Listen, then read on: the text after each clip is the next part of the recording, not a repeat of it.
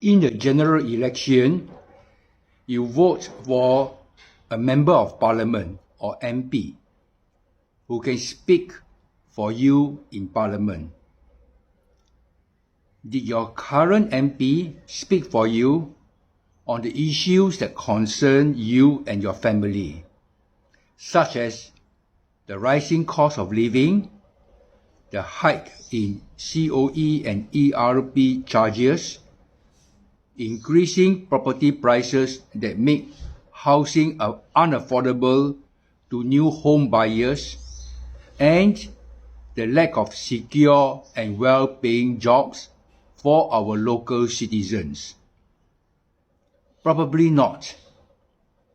In fact, many of the MPs do not even attend Parliament, as you can see from the photos of the Parliament sittings where the chamber is almost empty. Some of the photos even show the MPs and ministers sleeping in Parliament. Are these the kind of people that you want to elect into Parliament to receive high allowances for a part-time job that are many times the wages of ordinary people? It is time for a change. At the next general election, you have the chance to vote for an MP who will speak out in Parliament about the hardship faced by ordinary people like you and the changes in government policies that can make life better for you and your family.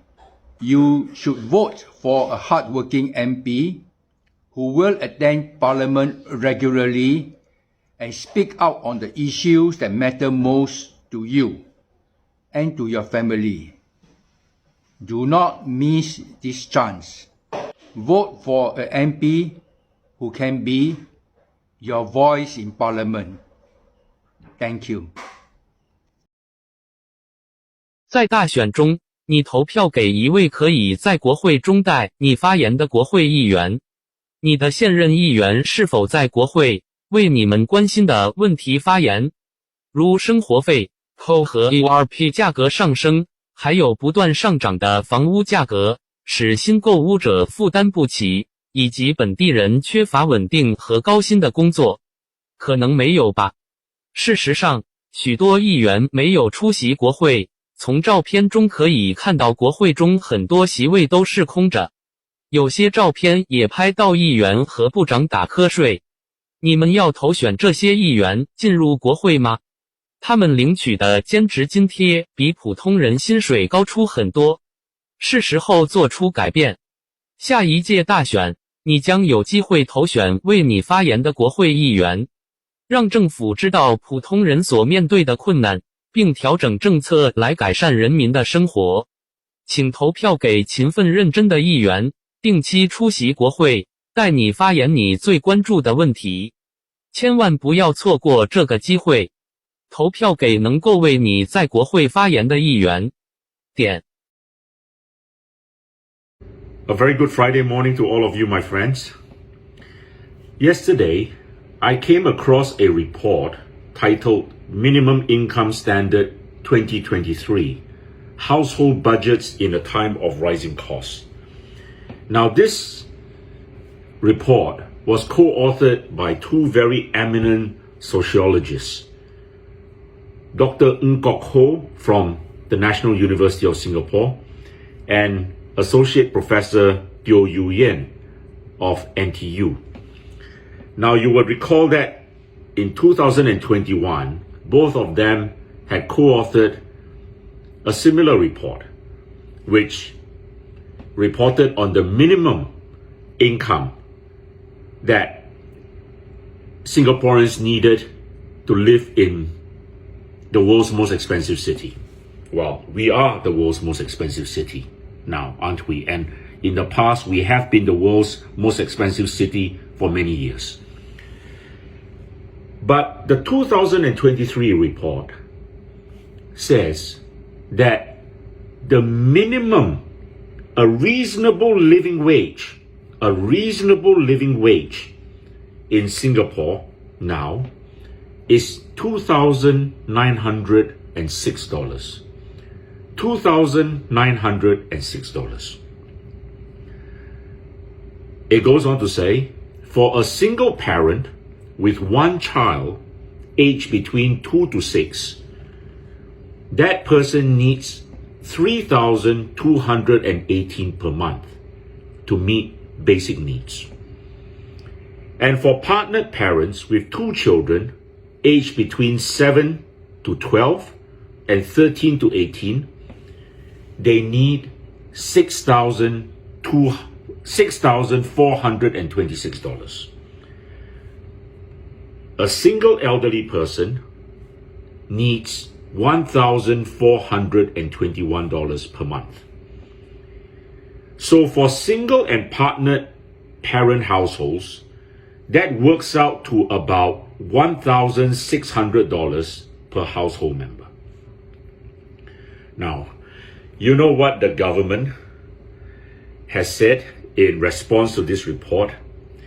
It says it may not be an accurate reflection of basic needs and should be interpreted to mean what individuals would like to have.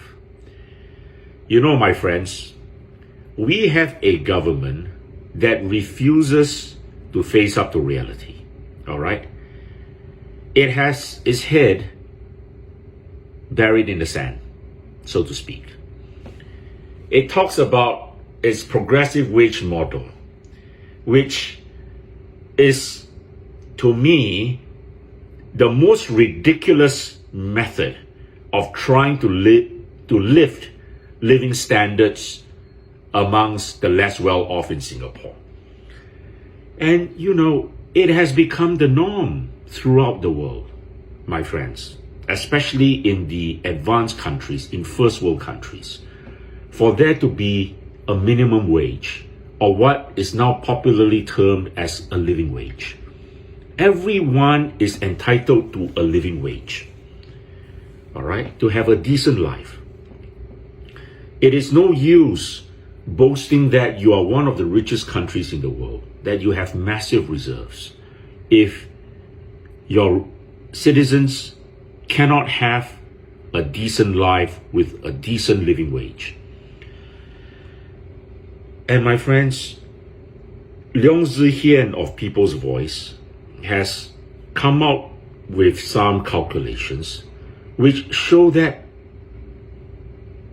a staggering 765,800 Singaporeans, 765,800 people in Singapore, which includes PRs and Singaporeans, do not have this living wage of $2,906.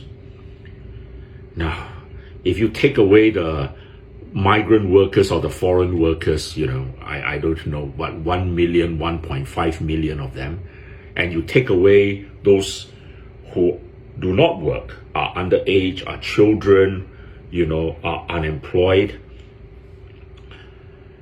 And the figure is staggering, isn't it? You know, you are looking at a very substantial percentage of the workforce that do not have sufficient income to meet basic needs, according to this report. And my friends, the opposition parties, including the People's Voice and the People's Alliance, have always called for a minimum wage, a living wage, which the government refuses to countenance. And you have to ask yourself, in this time with inflation very high, and mark my words, my friends, inflation will remain high for the foreseeable future, all right? Do not believe the propaganda that inflation is going to be tamed, interest rates are going to come down below 2%. All right? That is not going to happen in the foreseeable future. You know, it is the pipe dream of some Western financiers and economic ministers who are still working towards that. But I can safely and confidently predict for the next few years, and possibly, very possibly, for the rest of this decade, inflation is not going to go down to what it was before.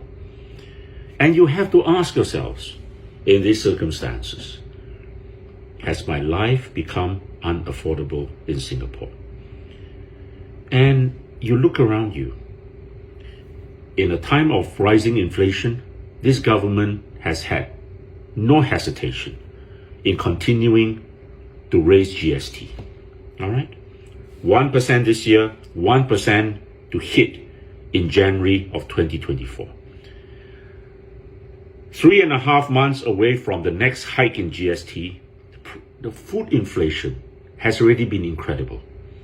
And people realize that a rise in 1% in GST is not a hike in 1% in food prices. It could mean 10%, it could mean 20%. So ask yourself this question. Is my life affordable under the PAP? They are a party now so drunk with their own big salaries, they think that everything is affordable. They have totally no regard to the common Singaporean who is struggling every day to meet basic needs. And I suggest this.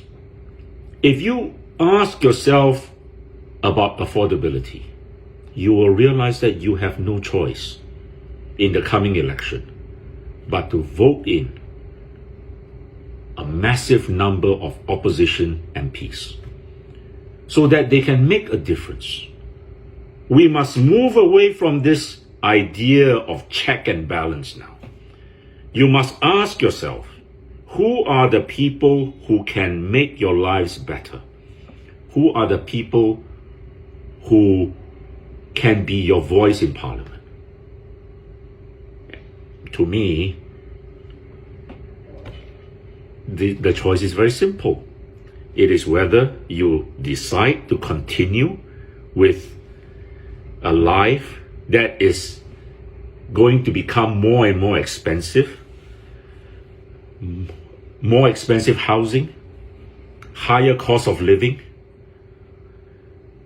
jobs not secure because of the massive influx of foreign workers, or you choose members of Parliament who have your interests at heart and who want to make your lives better. So I leave you with this message on this Friday morning, and thank you again for listening to me. Thank you. 新加坡的同胞们，你们好，我是吴明胜。今天我要讲的重点是为什么我们需要更多的反对党议员进入国会，最好是有30位反对党议员进入国会。理由是很简单，目前我们在国会里面的总议席总共有99个议席，但是我们只有10位反对党议员在国会里面。对于行动党来说，他们根本不放在眼里，也不需承受重大的政治压力，而在政策方面呢，也执意认为妄为，他们想做什么就做什么。我举2个例子，如果你有发现到以往在国会辩论中的直播也好，或是录影也好，你看到有多少个行动党议员在场吗？有多少个座位是空着的？而这些都是行动党的后座议员的座位。这是很简单的事情，因为我们只有10位反对党议员，他们不需要全军出动，他们只要30位就够了。少过一半的议席的行动党议员在国会大堂上坐着就可以了，就可以应付了。这是很实在的。这并不表示他们没有到国会哦。很多，如果你去查的话，很多行动党议员都会点名到场，但是为什么会有这种偏差？看这国会辩论，小猫2、3只，这是对国会辩论的藐视和轻佻的态度。试想想，在这种情况底下，执政党的议员有没有很完整的把民情带入国会里面，给部长们做参考呢？我举第二个例子，就是消费税的增加。我们大家都知道，现在的物价是涨了又涨。可能你可以说这不是行动党政府的问题所在，但是问题是行动党政府在我们承受这种生活压力高涨的时候，还继续的加消费税，加了一次又一次，就好像在我们的背后捅了一刀又再捅第二刀这样子。而他们已经说了，明年还是会继续加消费税，虽然他们也知道通货膨胀率是高企的，高居不下，但是为什么会视而不见？我们的痛苦难道不是他们政策考量的一部分吗？从另一个观点，行动党政府经常说他们治国有方，累积了许多庞大的国家储备。那我要问大家一句话，如果他是这么厉害，为什么会在这种情况底下这么急迫要增加消费税？有需要吗？一个真正负责任的政府，爱民如子的政府，根本不会在你的背上增加压力，雪中加霜。我们的监督与制衡完全起不了作用，10位反对党议员根本没有起得了作用，他们简直是当你没到，因为势单薄弱。试想想，如果我们继续给行动党政府这样的结果，他们以后要做什么就做什么，也不管民间的苦乐。我们到了这个关口，必须认清问题的根结所在，必须认清问题出在哪里，就是因为我们没有足够的反对党在国会里面施加压力，增加监督和制衡的功能。如果我们有30位反对党议员在国会里面，你想想看，这些执政党的后座议员能这样轻佻的对待国会辩论吗？他们能说我点名了，我不进入大堂辩论，甚至在大堂里面睡大觉打瞌睡？这是我不愿意看到的情况。有30位反对党议员，他们就必须全部的人都要出席，而在辩论的当中，有更多的民情的反应就会呈现出来。如果我们不再给行动党施加更强大的压力，政治压力，他们就会把这所有的压力放在我们的身上，放在你我的身上，还有你的子孙的身上。消费税只是一部分，还有其他的问题，主物涨的价的太离谱。Good morning, Singapore. PV comes to you from Jalan Besar on this Sunday morning. We have just visited 2 blocks of HDB apartments. Reception was incredibly warm. People were happy to see us. So, we are very pleased. And we are just, embarking on a very vigorous schedule of visiting residents now. And but I want to tell you of an incident which happened on Friday night when I was having dinner at a coffee shop in Teluk Kurau. A young Singaporean Indian gentleman came up to me. He introduced himself. He said he knew me from the various videos I had made, and we started talking. And he told me a very sad story, a story that is reflective of many Singaporeans today. And he said he was 45 years old, or he is 45 years old, born in 1977. And he has been unemployed for the past 8 years. He used to have good jobs. He was in the marine sector. He was a port captain. He was a marine superintendent, of bunker barges, of offshore vessels, and he earned a good salary. And in his family, he has 3 children. But he has his wife, he has her parents, he has his own mother to look after. So there are 8 mouths in that family to feed. But he was retrenched 8 years ago. And despite having sent out hundreds of resumes in the interim, he has not been able to find a job. And I asked him, well, what happened to your job? And he said he was displaced by a foreigner. And he said, all these years, he has been going for all these courses, but to no avail. All right? Skills future. Yeah, skills future. He even attended cooking classes, but couldn't find a job.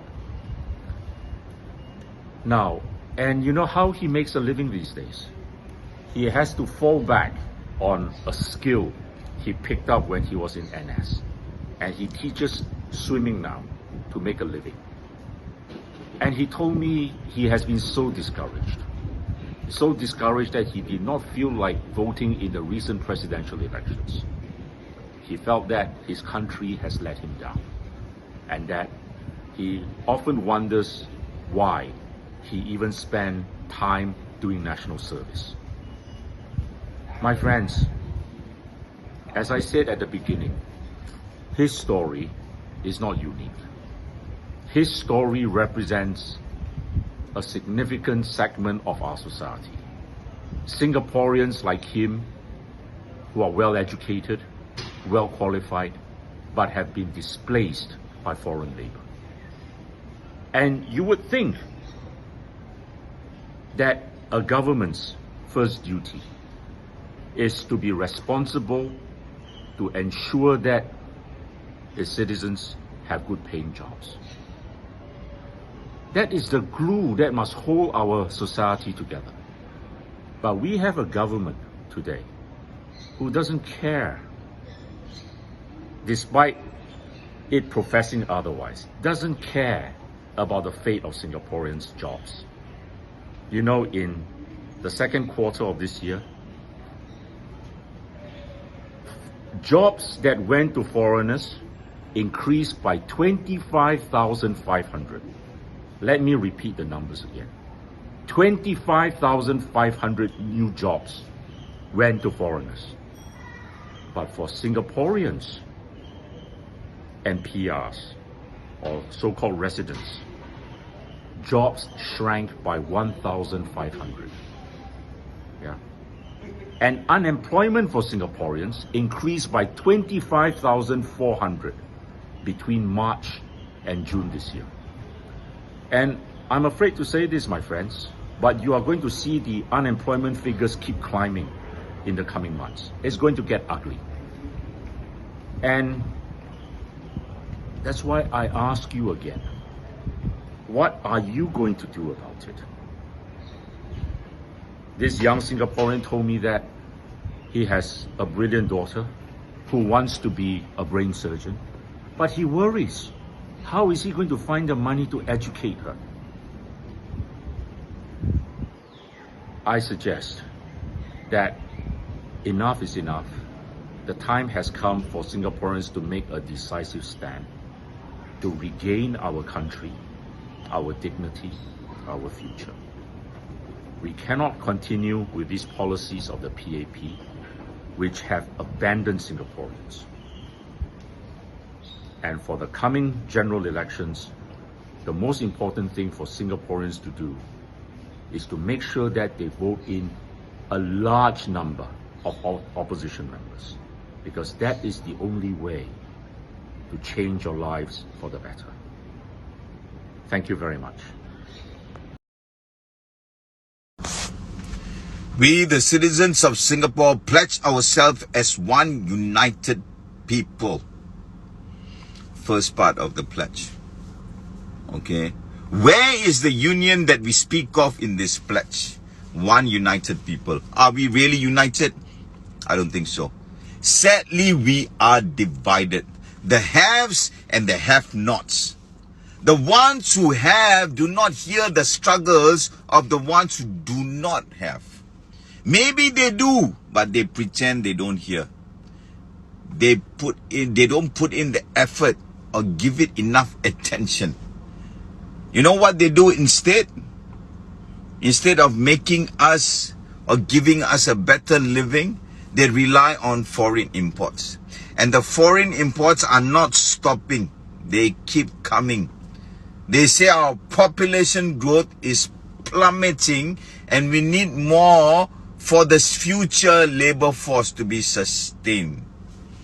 Yes, Singaporeans are now reproducing. Now, whose fault is that?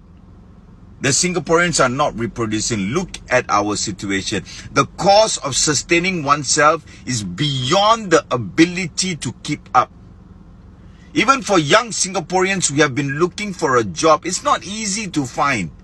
We have not only to compete with fellow Singaporeans, but we have to compete with foreigners who are sitting in the same damn meeting room when we go for interviews.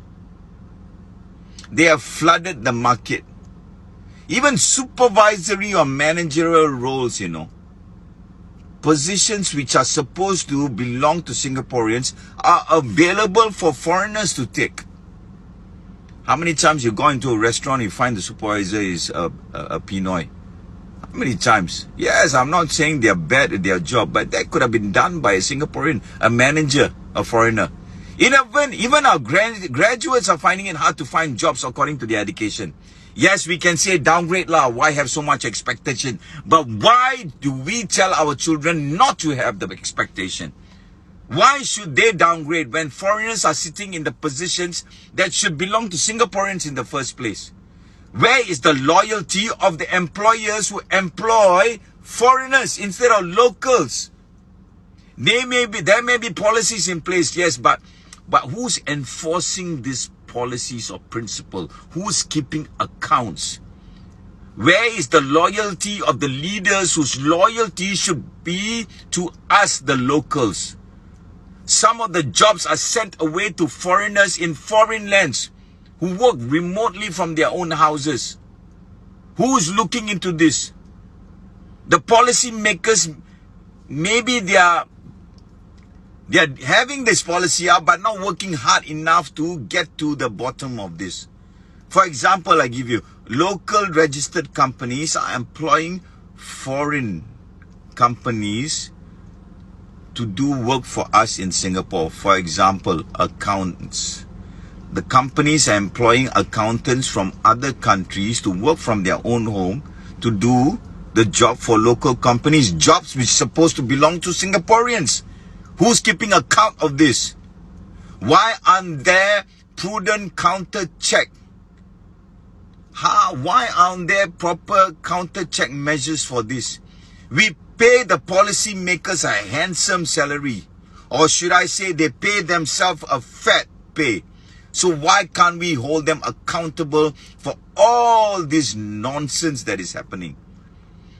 See, foreigners who take on these jobs can take a lower salary, They can be a bunch of foreigners who can live in one house, share 10, 12 people, live a mediocre life, low expenses, kongsi, live together, send money back and survive. But how does a local manage or compete with this? We have bills to pay, house payments, etc., etc. I don't have to go on about this. Young person thinking of a marriage has a mountain of arrears to pay, and it's ever growing. And the ones who plunge into marriage have to just to stay afloat, to find happiness. It's hard enough. And how do you add a baby into this equation? You think baby bonus enough? You think? You go to your childcare center. How much is your monthly school fees? You know or not? Even with all the subsidies, how much do you pay? Do the math. So you say the excuse is Singaporeans are not reproducing, so we have to bring in foreigners. That's your excuse. And you flood the market with more competition for us. And for the seniors who are above 40 and 50, forget it. Might as well you give us a rope to hang ourselves. Where is the loyalty of our leaders towards us to make Singapore do better with Singaporeans, or just Singapore without the Singaporeans? How does this work for the Singaporeans in a long run? There's no union between the struggling and the upper class. Now, why don't the government just employ foreigners to work remotely from their own country? Follow like somehow how these local companies are doing. They've, not even local companies, foreign companies who are based here doing the same shit. Why don't the government do this? You employ companies to work for us from there. So you don't have to give them an expat package. So they don't come here to our damn country and flood our hospitals and our schools and our roads and our houses, bringing the price up. Make sense or not? Let them work from their own home. Is the government even looking into all this, or act blur? Doesn't matter. Or why are you bringing so many foreigners in? Are there any other reasons for it? A topic for another day. Let me carry on the pledge. Regardless of race, language, or religion, to build a democratic society. A society that can't question pertinent, important issues. When we ask, it's not important for you to know. Really? Where's the democratic freedom in this? You guys do as you please. Own self, check own self. I hate hearing those words. Really? For example, re-establishing boundaries for general elections. How come Pioneer SMC is right smack inside West Coast GRC? What constitutes that establishment inside an establishment? I cannot understand. Care to explain now? I don't know how you guys did this. And why did Juchet SMC disappear after close election? What changed? These are topics for another day. You do as you please. Based on justice and equality. Tell that to the local Grab food delivery person who sweats as he or she delivers food under sweltering hot sun or under torrential rain, to deliver that food to a doorstep of a condominium or a gated house where he's greeted by a foreigner. Yes, we locals are serving the nation by serving the foreign masters. History repeating itself. Locals serving foreign masters. Remember? So as to achieve happiness and prosperity. I can't even say that word. Prosperity, because something we hear but we don't experience. So as to achieve happiness and prosperity for our nation. Happiness for who? Prosperity for who? Where does the loyalty of the leaders lie? To the nation? to let the name of Singapore to be prosperous, Bernard, or to its people? Where does the loyalty lie? Just to make Singapore look good in a global stage? But please do not forget, it's the people that made the nation what it is today. We are Singapore and Singapore is us. Where does your loyalty lie? To make the foreigners feel good so they can come and do business here? Or your loyalty lies to us? Or does your loyalty just come in as word during the elections and then disappears after the elections? Sad.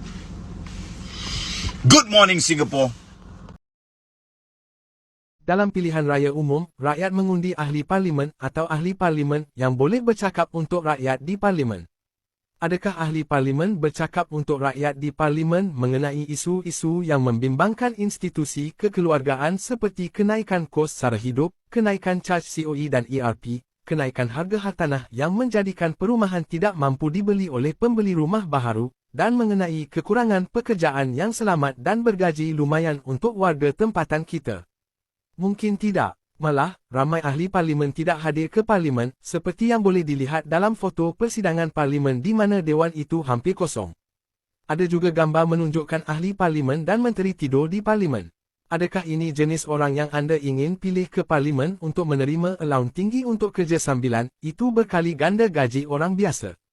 Ini adalah masa untuk perubahan.